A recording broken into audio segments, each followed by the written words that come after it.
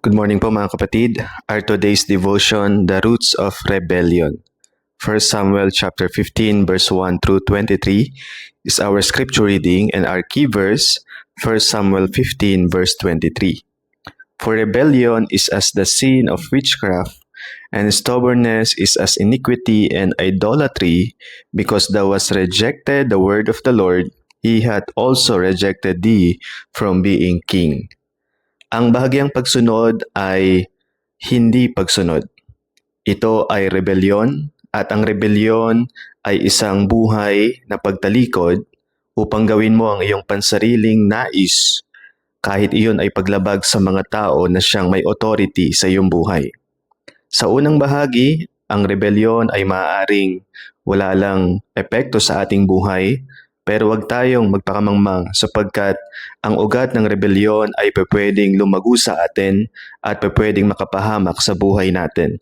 Ang Diyos inutusan si Saul na sirain ang mga Amalekites, ngunit ang ginawa niya ay itinira niya ang hari ng Amalekite maging yung mga magagandang hayop.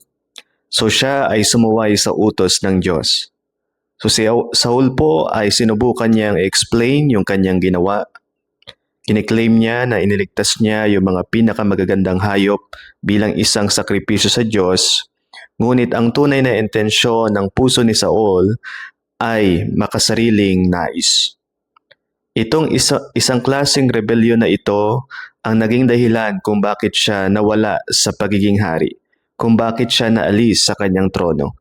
Makalipas ang maraming taon dahil din sa pagsuway ni King Saul, maraming buhay na mga kalalakihan na mga matatapang ang siyang nawala sa Israel.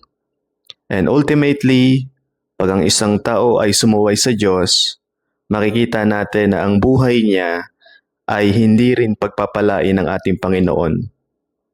Kung titingnan natin ang ating buhay sa kalagayan ni Saul, sometimes dina-justify natin ang ating mga pagrebelde sa harapan ng Diyos. Iniisip natin na yon ay sakripisyo natin sa Panginoon. Ngunit ang laman ng ating mga puso ay pang makasariling nais.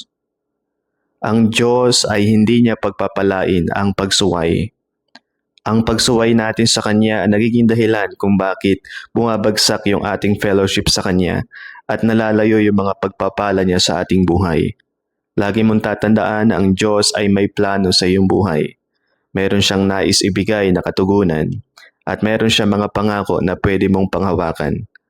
But from time to time na ikaw ay sumusuway sa utos ng Panginoon, hindi mo nararanasan whatever the blessings and the plans of God para sa iyong buhay.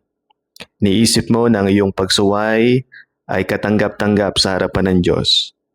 Pero lagi po kailanman hindi tatanggapin ng Diyos or pagpapalain ng Diyos ang pagrerebelde. Hindi pagpapalain niya ang mga buhay na lumalaban sa kanyang kalooban. Ang rebelyon ay laging kaaway ng Diyos. So in this devotion, tanungin natin ang Diyos, Lord, ano yung mga bagay sa buhay ko or sa puso ko na makikita mong rebelyon?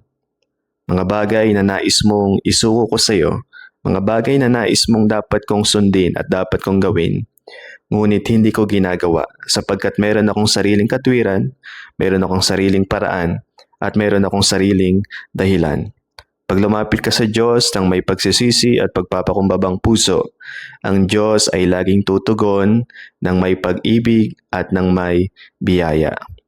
Amang Diyos, i-reveal niyo po nawa sa akin ano man ang rebelyon sa aking puso.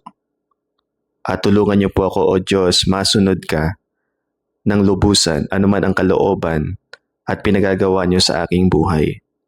At matuto po nawa akong sumunod sa mga authority na ibinibigay niyo sa akin, O Diyos. Ito ang aking dalangin sa pangalan ni Jesus. Amen.